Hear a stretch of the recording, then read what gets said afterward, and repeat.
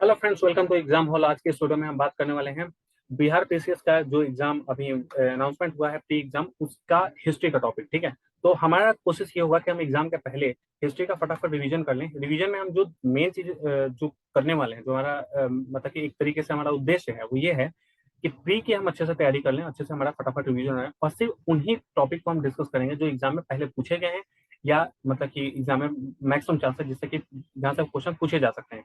और साथ ही साथ मतलब कि इसका जो ट्रेंड है वो हम ये मिला करके चलेंगे कि थोड़ा सा यूपी पीसीएस को भी हम देखेंगे, क्योंकि यूपी पीसीएस का एग्जाम अभी हो चुका है। ठीक है, उत्तराखंड का एग्जाम हो चुका है, तो कहीं ना कहीं मतलब कि उसके आसपास का भी हम एग्जाम के क्वेश्चन का को ध्यान में रखेंगे। ठीक है, तो लेकिन मेन जो हमारा फोकस होगा 70-80% हमारा बिहार के क्वेश्चन को ही लेकर के होगा, जो पहले क्वेश्चन पूछे जा चुके हैं, क्योंकि आपको पता होगा कि बिहार का जो क्वेश्चन होता है वो रिपीट होता है बिहार पीसीएस में, है ना। तो उसको भी हम अपने सेंटर में रखेंगे जब हम अपना प्रिपरेशन कर रहे होंगे। तो सबसे पहला जो आज का हमारा टॉपिक है वह यूरोपियन यूरोपीय कंपनियों का आगमन। तो इसमें जो क्वेश्चन पूछा जाता है वो होता है कि या तो हमें मैच का फॉलोइंग करके ऐसा बोल दिया जाएगा, ठीक है। और दूसरा है कि हमें मतलब कि इनका जो ऑर्डर है वो जम्बल्ड करके दे दिया जाएगा, इधर उधर ऊपर नीचे करके दे दिया जाएगा, और ऑर्डर में लगाने के लिए हमसे बोला जाएगा कि पहले कौन आया, उसके बाद कौन आया, उसके बाद कौन आया। ठीक है, जो अब तक क्वेश्चन है उसमें इन चार के बारे में पूछा गया था कि पुर्तगाली, डच, अंग्रेज और फ्रेंच, लेकिन टोटल तो हमारे यहाँ पे 6 आए थे। डेनिश भी आए थे और स्वीडिश भी आए थे। तो पहले हम इन चारों का ईयर देख लेते हैं कि पुर्तगाली आए थे 1498 में, ठीक है। डच आए थे 1595 में, अंग्रेज आए थे 1600 में, और अंग्रेजों के बाद आए थे डेनिश, ठीक है, 1616 में, ठीक है।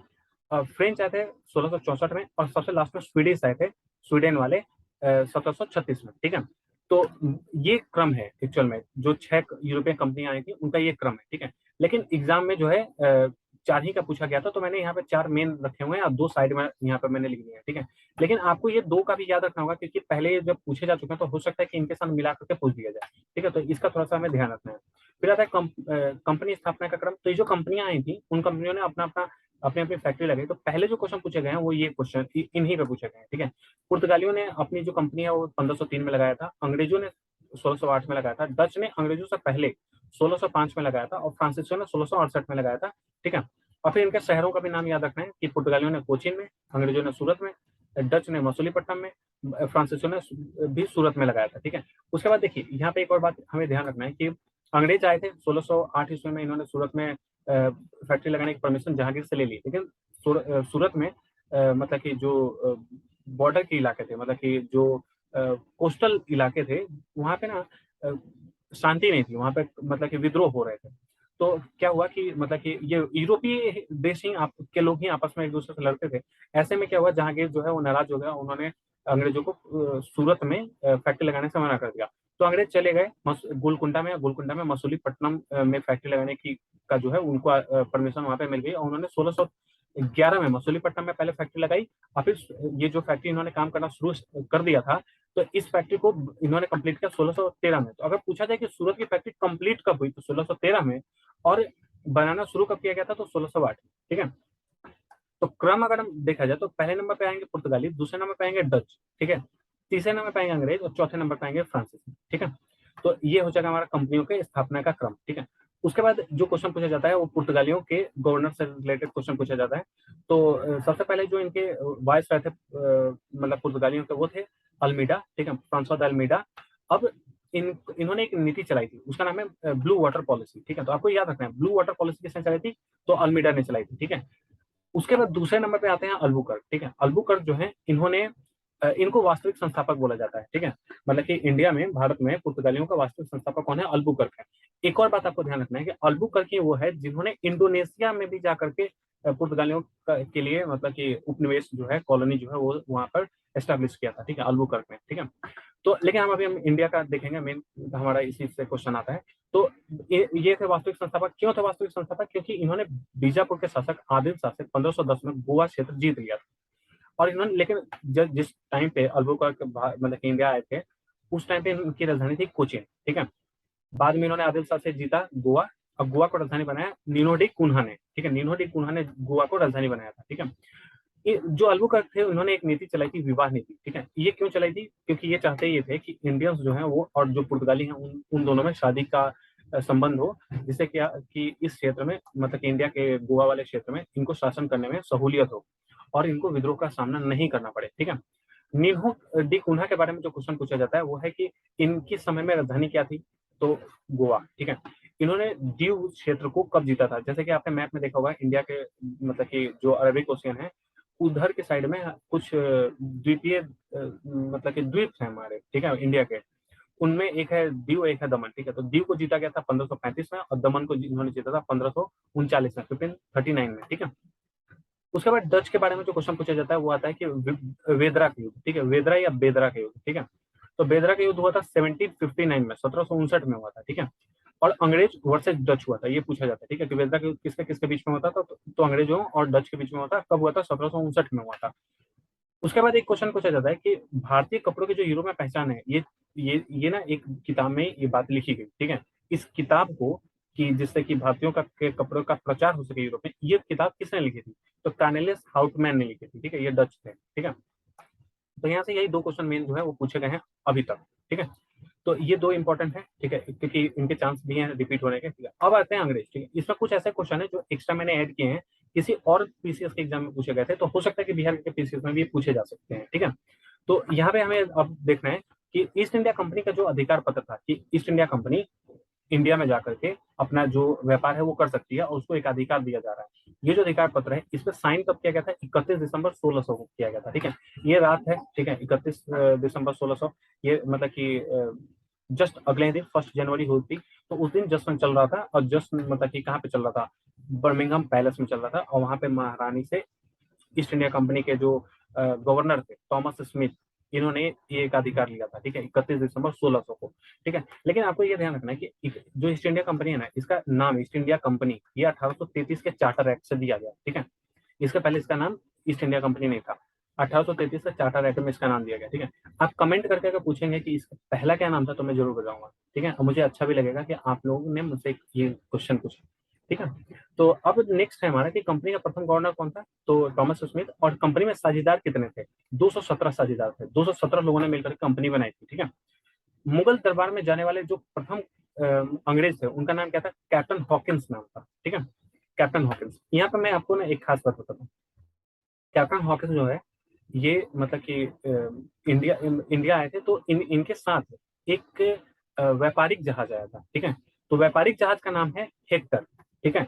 लेकिन जो अंग्रेजों का जो दल आया था, मतलब कि जो मतलब कि ऑफिसर्स थे, उन वो जिस जहाज से आए थे उनका उसका नाम था रेड ड्रैगन, ठीक है। तो अगर व्यापारिक जहाज पूछा जाए कभी, तो आंसर होगा हेक्टर, ठीक है, हेक्टर सूरत में आया था।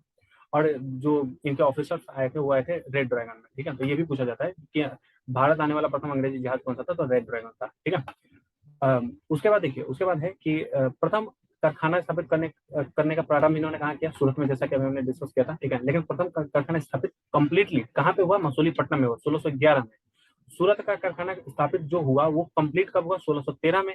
और इसके प्रथम गवर्नर कौन बने, थॉमस एल्डवर्थ बने, ठीक है, ये याद रखना है, थॉमस एल्डवर्थ, ये बहुत इंपॉर्टेंट है। थॉमस एल्डवर्थ बने थे इसके पहले गवर्नर, ठीक है। उसके बाद है कि जेम्स प्रथम ने, जो मतलब कि अंग्रेजों के जो उस समय के राजा थे, उन्होंने एक अंग्रेज राजदूत भेजा था, ठीक है। उसका नाम क्या था, तो सर टॉमस रो इनका नाम था। अब सर टॉमस रो जो थे वो यहाँ करने के आए थे, यहाँ पे आए थे अंग्रेजों के का फेवर लेकर के, कि उन्हें मतलब कि इंडिया के जो रीजन है वहां पर थोड़ा सा इनको टैक्स रिबेट मिल जाए, थोड़ा सा टैरिफ मिल जाए, और थोड़ी परमिशन मिल जाए ज्यादा एरिया में ट्रेड करने की, क्योंकि एक राजा ने इनको भेजा था, वो राजा का रिक्वेस्ट लेकर के आए थे। तो साथ ही साथ इन्होंने मतलब कि जो मुगल दरबार था, दरबार के जो शासक थे जहांगीर, उनका दिल जीतने के लिए इन्होंने पहले ही अरबी और फारसी भाषा भी सीखी थी, ठीक है। जिससे क्या हुआ, जो जहांगीर थे वो इम्प्रेस हुए, उन्होंने बहुत सारे इलाके में इनको ट्रेड करने का परमिशन दिया। फिर नेक्स्ट जो क्वेश्चन है कि अंग्रेजों को प्रथम सुनहला फरमान किसने जारी किया था। सुनहला फरमान का मतलब होता है मैग्ना कार्टा, मतलब कि कोई स्पेशल परमिशन देना, ठीक है, खास कुछ एक्स्ट्रा प्रिविलेज देना, ठीक है। तो गोलकुंडा के शासक ने इनको सुनहला फरमान दिया था। इसके तहत क्या हुआ था कि गोलकुंडा का जो रीजन था, उस गोलकुंडा रीजन में अंग्रेज जो है वो पूरे साल ट्रेड कर सकते थे एक बार टैक्स दे करके, ठीक है। क्योंकि पहले क्या होता था, इनको बार बार टैक्स देना पड़ता था। तो अब क्या था कि एक बार वो टैक्स दे दें पूरे साल का, और करते रहे ट्रेड। और गोलकुंडा कहाँ है, तो जैसे मान लीजिए ये मैप है हमारा, तो ये जो आंध्र प्रदेश का रीजन है ना, यहाँ पे आंध्र प्रदेश के रीजन के पास होता है गोलकुंडा, ठीक है, उस टाइम के हिसाब से, ठीक है। नेक्स्ट है कि मद्रास में मतलब कि व्यापार करने का जो आदेश दिया गया था, वो कौन कहाँ के राजा थे जिन्होंने मद्रास में अंग्रेजों को व्यापार करने का आदेश दे दिया था, मतलब परमिशन दे दिया था एक तरीके से, ठीक है।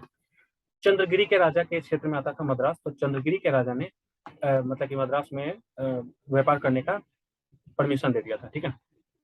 और प्राप्तकर्ता कौन था, किसको किसने मतलब कि ये रिक्वेस्ट की थी, किसे मिला परमिशन, वो थे फ्रांसिस डे, ठीक है। ये अंग्रेज थे, ठीक है, फ्रांसिस डे, ठीक है, फ्रांस का नहीं था ये, ठीक है, फ्रांसिस डे, ये ब्रिटिश मतलब ऑफिसर है, ठीक है। 1639 में इसे मतलब कि अधिकार मिला था। फिर आता है कि बंबई शहर की स्थापना। तो देखिए मैं आपको बता रहा हूँ कि मतलब कि क्या हुआ कि पुर्तगाल की जो राजकुमार थी कैथरीन, उनकी शादी हुई ब्रिटिश राजकुमार से, ठीक है। तो जो बंबई क्षेत्र था, जो एक 7 टापुओं का एक क्षेत्र था, उसको गिफ्ट में मतलब कि दहेज में पुर्तगालियों ने दे दिया ब्रिटिश राजकुमार को, ठीक है। तो ब्रिटिश फैमिली ने क्या किया, ये पूरा का पूरा जो क्षेत्र था ये ईस्ट इंडिया कंपनी को दे दिया, क्योंकि अब वहां से यहाँ पे आकर के अब तो धान बोने नहीं आएंगे, है ना। वहां से यहाँ पे थोड़ी ना खेती करने आ जाएंगे वो लोग। तो उस टाइम पे कोई डेवलप क्षेत्र था नहीं, मतलब एक इलाका था, 7 टापू थे, अच्छा खासा जगह दिखता होगा, दे दिया गया, ठीक है।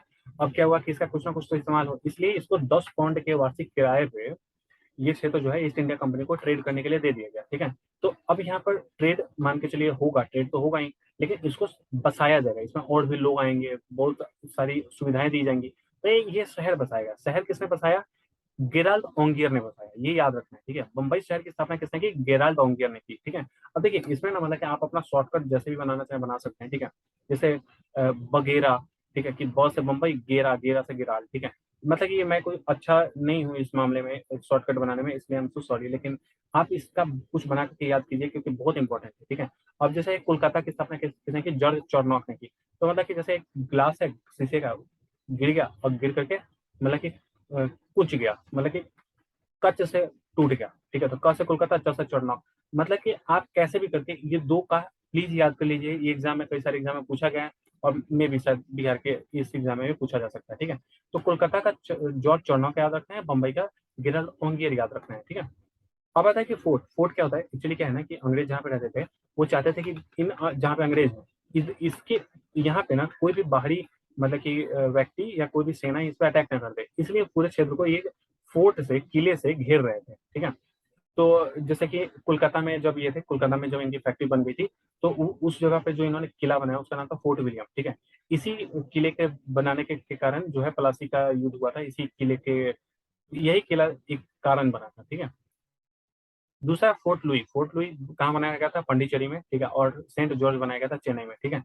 अब मुंबई में कोई खास कोई किला नहीं था क्योंकि वो 7 टापुओं का क्षेत्र था। अब टापू पे जाकर कोई अटैक तो करता नहीं क्योंकि वो कोई बहुत ही डेवलप्ड रीजन था नहीं उस टाइम पे। तो फोर्ट विलियम आपको याद रखना है कि कोलकाता में, फोर्ट लुई आपको याद रखना है पंडिचेरी में, और सेंट जॉर्ज जो है वो आपको याद रखना है चेन्नई में, ठीक है। अब ये भी बहुत इंपॉर्टेंट है, ये कई सारे एग्जाम में पूछा जा चुका है, इसलिए इसको भी मैं आपसे रिक्वेस्ट कर रहा हूँ, ये जरूर याद रखिएगा। ये भी एग्जाम में कई बार पूछा जा चुका है और कई सारे एग्जाम में पूछा जा चुका है, ठीक है।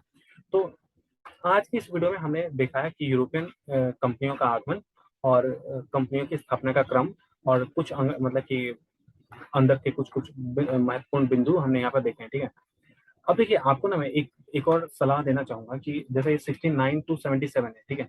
तो आप समझिए कि 1677 के बाद 3 साल बाद क्या हुआ होगा, 1680 हुआ होगा। 1680 से जुड़ा हुआ कोई खास पॉइंट आपको पता है, शिवाजी की मृत्यु हुई थी 1680 में, है ना। तो आप ना जब भी हिस्ट्री पढ़ रहे होंगे ना, तो उसके ना आसपास की घटनाओं का जरूर याद रखिएगा, ठीक है। उसे ना आगे के टॉपिक को याद करने में हमें बहुत हेल्प मिलती है। तो आज की स्टोरी में हमने मतलब कि महत्वपूर्ण बिंदु देख लिया, मतलब कि विदेशियों का आगमन हमने देख लिया इस टॉपिक में। आगे की वीडियो में जो हम बात करने वाले हैं, जस्ट इसका जो नेक्स्ट वीडियो होगा उसमें बात करेंगे युद्धों के बारे में। हम मेन 4 युद्ध एक साथ देखेंगे। कर्नाटक का युद्ध हम देख लेंगे, दूसरा हम इसमें मैसूर का युद्ध देखेंगे, तीसरा मराठा युद्ध देखेंगे, चौथा हम आंग्ल सिख युद्ध देखेंगे। इससे एक साथ देखने से ये बेनिफिट है हमारा कि हमें ना ईयर्स को लेकर के बिल्कुल कंफ्यूजन नहीं होगा, ठीक है। हम अच्छे से समझ जाएंगे, हमें कभी भी कंफ्यूजन नहीं होगा कि हमें 4 ऑप्शन दे दिया जाए और उसमें हम समझ मतलब कि हमें याद ही ना आए कि मराठा पहले युद्ध हुआ या कर्नाटक का युद्ध हुआ। तो बिल्कुल सारे डाउट क्लियर हो जाएंगे। जस्ट अगली वीडियो का थोड़ा सा इंतजार कर लीजिए, जल्दी से जल्दी मैं इस वीडियो को अपलोड करूंगा, ठीक है।